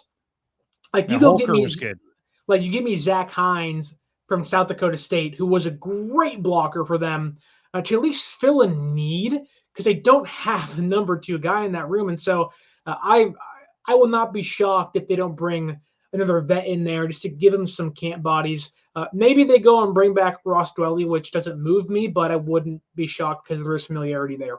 Yeah. I'm not a huge Dwelley guy myself, but maybe there's another undrafted free agent they can bring in between now and camp, but they definitely seem a little barren there at tight end. Especially if Kittle goes down. I mean, there's just no proven guy there at all. Yeah, I mean, if Kittle had any kind of an injury, it would be kind of scary. How about the 2 offensive linemen, Drake Nugent, who started at Stanford, transferred to Michigan, kind of got worked by Michael Hall in the Ohio State game. Hall's quickness just bothered Nugent badly in that game, and he looked overwhelmed. But Nugent is considered a decent prospect, and then they also signed an offensive lineman, a guard, who's got some real traits from Southern Miss. Do you have a thought on either one of those guys? I think Nugent, of all of the undrafted free agents, does have a good chance, again, of the undrafted guys, simply because we don't know who the backup center is. Is it Zakel? Is he healthy coming into the year? Nugent is 6'1", 300 pounds, so maybe you want him to get bigger and bulk up. But he's played 2,300 plus college snaps. A 5th-year senior, again, a Stanford transfer. He was Dane Brugler's 15th ranked center prospect. Again, fits that mold. Even the undrafted guys, Kyle Shanahan, 4.50 shuttle time, 3-cone, 7.33. Like, he just fits the athletic mold of a Shanahan offensive lineman. He's a high IQ player, but again, you give him the bigger defensive tackles, he'll have problems with those guys. And like Michael Hall, those shorter, kind of stout, faster ones, he'll have some problems as well. So you'd rather him gain weight, bulk up, and be able to take on the hulking guys on the interior defensive line because of his size, he's not really going to be able to attack a faster and quicker interior defensive lineman. So I think he's more of a prospect that sticks around for a year or two and tries to figure his body out right. But this team needs centers. They have a lot of question marks there, and you can replace Jonathan there if Brendel goes down, or Zakel, Ben Barch, all those guys kind of like Jarrett maybe. I think we in that conversation of, okay, what can you show quickly that can make you stick around for a year or two, at least in the practice squad? You're glitching a little bit on that last answer. I'm not sure if you're Wi-Fi, or maybe it's my Wi-Fi, or I don't know. We're glitching a little bit. We're right at the end anyway. I just wanted to ask you. Let's do this. I'm not reading real well, so I'll bring up the supers if you could just read them for me there. Their Fish and Chips is throwing 2 pounds at us. What's his comment? Do you see Fish and Chips comment there? Lined up at receiver a lot. Yes, sir. Fish and Chips. Juice lined up receiver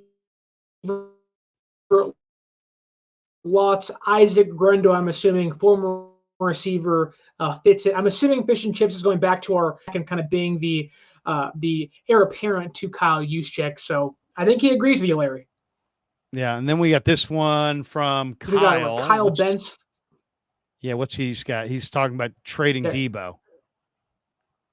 Yeah, he said trade Debo or Ayuk for Patrick Surtain or offensive line help.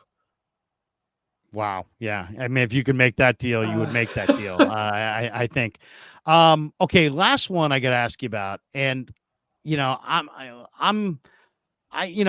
people say, oh, you get too excited about some of these undrafted guys. That's fair. That's fair. I do. But this Tanner Mordecai, I really like. And, this guy's played, he went to Oklahoma. He sat behind Kyler, lost out to Hurts, shared a job with Rattler, spent 3 years there, then spent 2 years at SMU, and put up some amazing stats. I mean, first start, he threw 7 touchdowns. He had a 9-touchdown game. Rashee Rice had a 1,000-yard season with Mordecai throwing him the rock. Then he transferred to Wisconsin this year.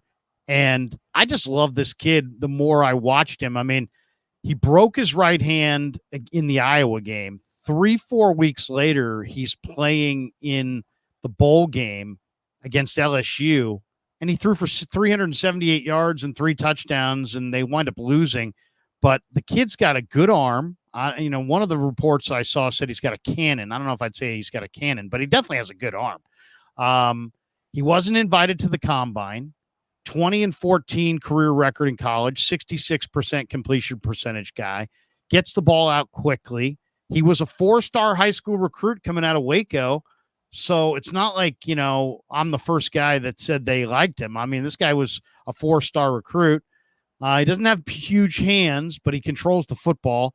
But when you look at some of the testing, 6'1", about 215 pounds, 36.5-inch vertical.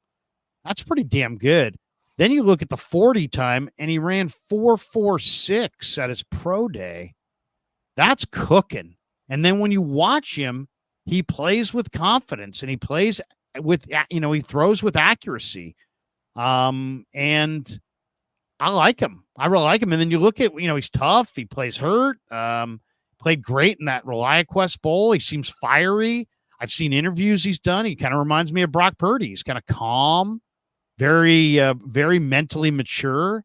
I mean, he only had 9 touchdowns and 4 picks at Wisconsin this year, but the year prior, 33 touchdowns, 10 picks. The year before that, 39 touchdowns, 12 picks. So we're talking about a guy who's played pretty good football, 3 different stops, not small, good arm, 4.46 speed, pretty smart, super competitive. I mean, the Niners found another guy. I mean, I will not be shocked if this guy beats out Brandon Allen. I'm not even a Josh Dobbs fan because I saw Dobbs on Monday Night Football against the Bears late in the year. He looked like S. He looked so bad. It was as good as he looked against the Niners in week 2 and as good as he looked against the Cowboys or whatever it was in week 1. He looked so bad in that Minnesota game. Or in that Bears game against Minnesota, playing for Minnesota. He threw 3 picks. He could have thrown like 7. I mean, he was awful that day. I kind of think Tanner Mordecai has a real shot to compete for the backup job at number 2 or number 3. I don't think Dobbs is any lock. I don't think Brandon Allen is any lock. I think this guy, what I saw on tape of this guy's going to have a really nice camp and a nice preseason and is going to challenge those guys. Have you done a deep dive on Tanner Mordecai yet? I have. I have. 6-year college player, obviously. Like you said, Oklahoma to SMU to Wisconsin. 46 career college games. So he's been around, played a lot of things to like. Again, the production is there, especially at MSU. 3,500 plus yards and 33 plus touchdowns in back-to-back seasons before transferring to Wisconsin. He's really comfortable in the pocket. He's not going to get overwhelmed when blitzers and pressure gets in his face. He has the arm strength. There is no question about his arm strength. And I think he had a 65% completion percentage. But one of the major concerns that not just myself has had with him is that he doesn't really have the touch you want to all 3 levels. And if you have a big arm, you don't always have to have touch, but it certainly comes in handy. But in a Kyle Shanahan system where he did make players like Jimmy Garoppolo work, who didn't have great touch, who relied more on timing and short to intermediate routes, Mordecai has a really nice quick release that could fit what Shanahan wants. One of the things I do think is a misconception, and maybe it's just the system he ran and wanting to pass the ball more, is that he has 4.46 speed. Okay.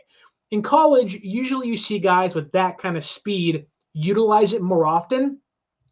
He's never had over 310 yards through 6 college seasons. So it's pretty clear watching his film, he wants to play from the pocket. Right, which you take Brock Purdy, for example, if you want to use that as a comparison. Brock Purdy wants to play from the pocket.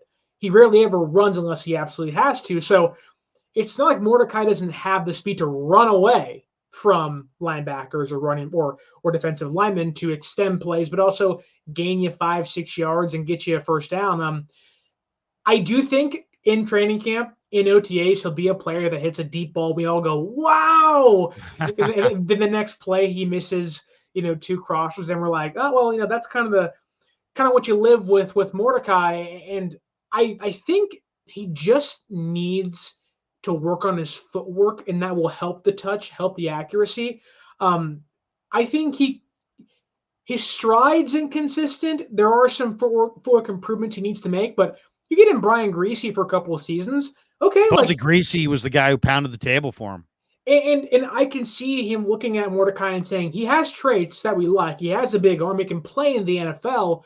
When it comes to physically, let's just tweak some of the mechanics, and that'll take a little bit of time. But once we do that, maybe the accuracy improves. Maybe the touch improves. And over time, maybe Tanner Mordecai becomes quarterback 2 in San Francisco. Who knows? It's amazing. If Brian Greasy's only contribution is that he liked Brock Purdy and Tanner Mordecai, and both those guys wind up being good quarterbacks, that right there is probably enough. Oh, yeah. What I mean? Oh, yeah. And I don't care if the guy does anything else. But supposedly he pounded the table and was one of the real advocates for Purdy, and he did play the position. You know what I mean?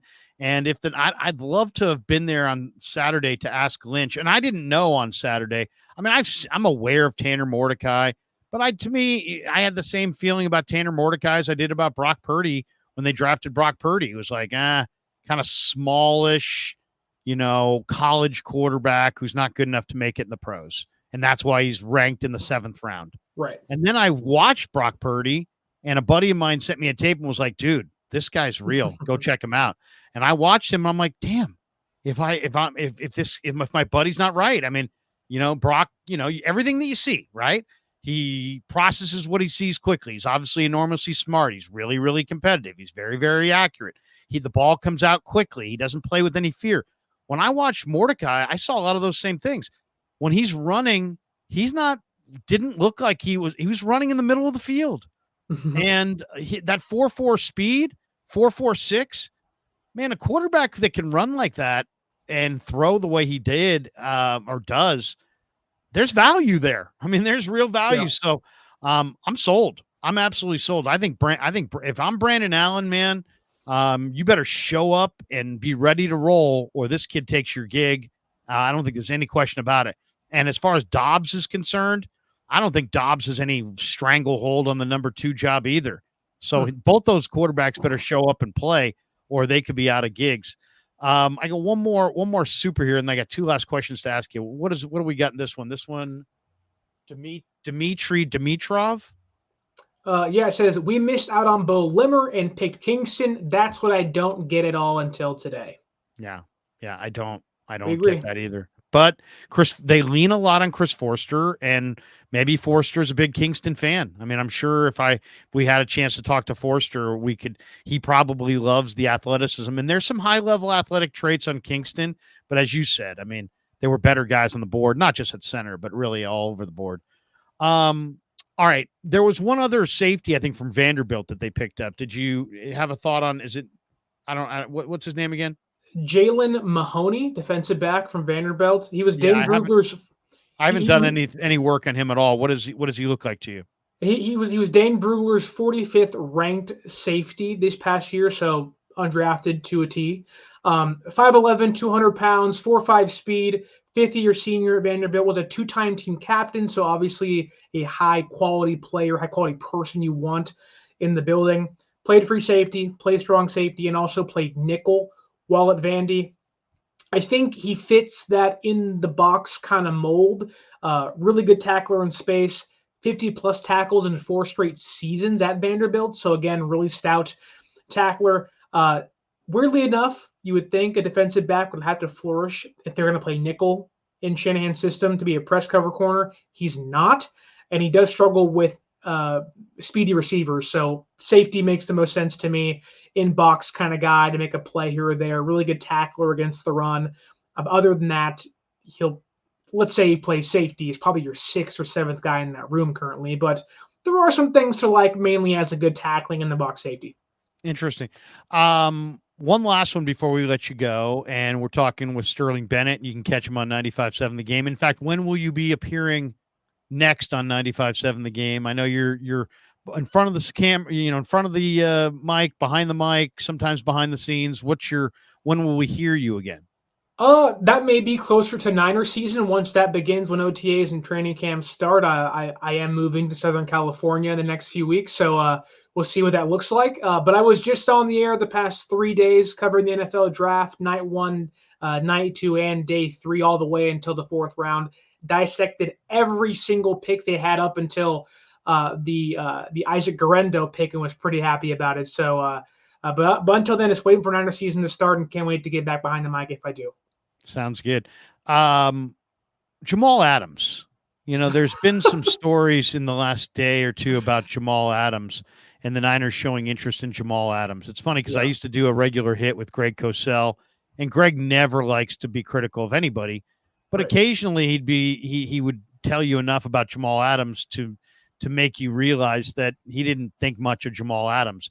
But a guy named Bob Condotta from the Seattle Times is reporting that the Seahawks are interested in reuniting with Jamal Adams, but that the Niners are one of a few teams that are showing interest in Adams. The Jets drafted him out of LSU, 6th pick overall in 2017. Seattle paid a king's ransom, multiple ones, I believe, to get him to Seattle in a trade. And he's a unique player in that he is productive, but he's kind of a liability in coverage, and he's definitely not a free safety. He might be a strong safety. The more I watch him, he seems like he would be almost best as like a delayed blitzer, as a linebacker, as a stacked backer. Yeah. What do you think? I mean, what do you think of the Niners showing interest in Adams? Do you think this is a Sorensen thing? Is this a Brandon Staley thing? Do you think they're looking at him as maybe a replacement short term for Dre Greenlaw? Do you think is this a statement that they're not sure about Hufanga? There's also talk about them trading Hufanga. What do you think's going on there with the Jamal Adams interest? Do you think it's legit, or do you think it's just talk? I think I wouldn't be shocked if there at least is a very thin line of connection to Adams, knowing San Francisco's kind of going back to that Seattle style of defense they want to run. Fans would connect them to Quandre Diggs as a safety, but I think Jamal Adams fits that linebacker role more than a safety. I don't know. He's also hurt a lot, and it's like not some injuries are major, but it's like nagging things. He this past year got a concussion against the Giants and flipped his lid, went off on the field, yelled at the entire coaching staff and training staff, and he's missed 10 games since 2022. Obviously, if it's a cheaper price tag, maybe you think about it, but I just don't think he fits what San Francisco needs and honestly wants. I would much rather risk bringing in a Quandre Diggs, having Deshaun Gibson back for a year if he would do that, and also having Malik Mustapha in that room and banking on Hufanga being healthy than getting Jamal Adams that is often injured, more of a tackling in the box safety, and is really bad in coverage to a point of Deebo Samuel, who isn't a great route runner, is cooking him consistently. It's just I'm okay. I will pass unless someone gets hurt. That's a different conversation to be had. But Jamal Adams, pre-OTAs, pre-training camp, that's a big fat no for me. Last question on the way out the door. Are the 49ers the best team in the NFC coming out of the draft? Or are they just one of a group of contenders? Who would you, based on this reshuffling of talent and this, there's so many different teams have added and subtracted and this and that, it's hard to even know exactly who's on what team for sure, start to finish. But are the Niners, in your mind today, the best team in the NFC? It's hard to argue against a team that just went to a Super Bowl, but then in that same vein, say they almost lost the 2 previous playoff games and could have easily lost against the Packers. I do think Green Bay got better than what they were last year. I also believe the Lions improved that secondary really well in this past draft. Terrion Arnold, Yeah, and I Sione think Vaki. exactly, and I think they may have gotten Rakenstraw, right, from Missouri. I could be wrong. Yeah, I know, Rakestraw. Yeah. I know they picked So they two got quarterbacks. themselves 3 good DBs, that at least that I know of right there. Right, and they're going to go into the year as the favorites, as they always do the past couple seasons, as Super Bowl favorites for the NFC. I think they still are, as the Vegas odds would dictate. But I think the pack has kind of gotten closer to San Francisco. But again, how do I say a team that's led by 2 potential MVPs offensively, that improve their receiver room, that if Dominic Improve their secondary. Exactly, improve the secondary, that yes has some key injuries here or there, and maybe you want a tight end too, that they also improve the depth on the offensive line, and maybe if Puni is a good offensive guard, maybe he improves a spot where I know people want to go and get a right tackle. Right tackle has not blown you a Super Bowl the past two times. It's been right guard, Dominic or Mike Person and Spencer Burford. So if Dominic Puni can be a right guard in the Super Bowl and hang out in pass protection and actually block Chris Jones, maybe we're having a different conversation this upcoming or next offseason where it's like, wow, they're reigning champions. So I would say that the window isn't closing, but I do think teams like the Lions and the Packers, who are young and upcoming, and teams that I think like the Packers shocked a lot of people last year late in the season, they're certainly coming for blood against San Francisco. But then you look at Dallas, who got like a lot worse this year. So what about Philly? Philly got Quinyon Mitchell, Cooper DeJean. They just added Mekhi Becton to their O-line. I don't know if that's going to work out, but they also Philly added Devin White. Philly brought back Chauncey Gardner-Johnson. To me, it's Niners, Eagles, Lions, Packers, Rams. Not sure who else, but they're, I would agree. To me, those teams in the NFC are all pretty tightly grouped. Yeah, I don't think San Francisco has as big of a lead as they did coming into last year as they do this year. Awesome stuff, man. Sterling's a great follow. We just had Dieter on the other day. Right, Sterling's a great follow on Twitter at 49er_access. Dude, we're big fans of your work. I heard some of your draft night special. You guys did a really nice job. It was you and Grandy and Evan. Evan. Yeah, and Evan. And all 3 of you guys did a great job, and you specifically. So thanks for coming on, and I look forward to talking more Niners with you throughout the spring and summer. And anything you'd like to promote on your way out the door here? Yeah, I would say tonight, live actually on my YouTube channel, 49ers Access, we're breaking down Ricky Pearsall and going to dive into the San Francisco 49ers 31st overall pick this past draft that happened a couple of days ago. So stay tuned for that. And that's all I got to say. And on YouTube, what's the name of your channel for people who haven't checked you out before but want to? Yeah, 49ers Access, same as the Twitter, same as the Instagram, just 49 ERSACCESS. So, but not the underscore, just 49er Access on gotcha.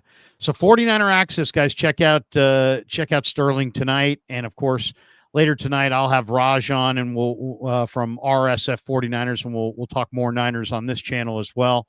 Until then, thanks to Sterling Bennett. Thanks to all you guys. Thanks to our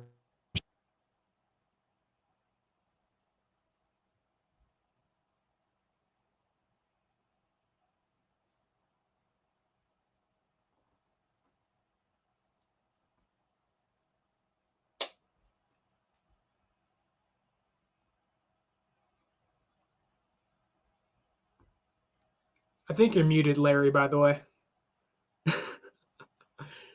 Sorry about that. I was going to say, check out Sharp Corner Sports Cards and Collectibles. They are one of our sponsors. Call Anthony Catania at 831-521-5264. Also, thanks, of course, to Pig and a Pickle, the title sponsor of the Krug Show. Check them out in Emeryville and Corte Madera. They're open 7 days a week from 11 a.m. till 8 p.m. or until they run out. Go get the brisket chili. Go say hi to Damon and Mary. Tell them that Krug sent you. Thanks to all you guys. Have a great rest of your Tuesday. I'm off to watch my son play play baseball, a little Northgate, Campolindo, Nice. varsity baseball out here in the East Bay. It's a beautiful day. Have a great one. We'll see you later on tonight on the Krug Show. Peace. Yeah, never met a man I've been scared of.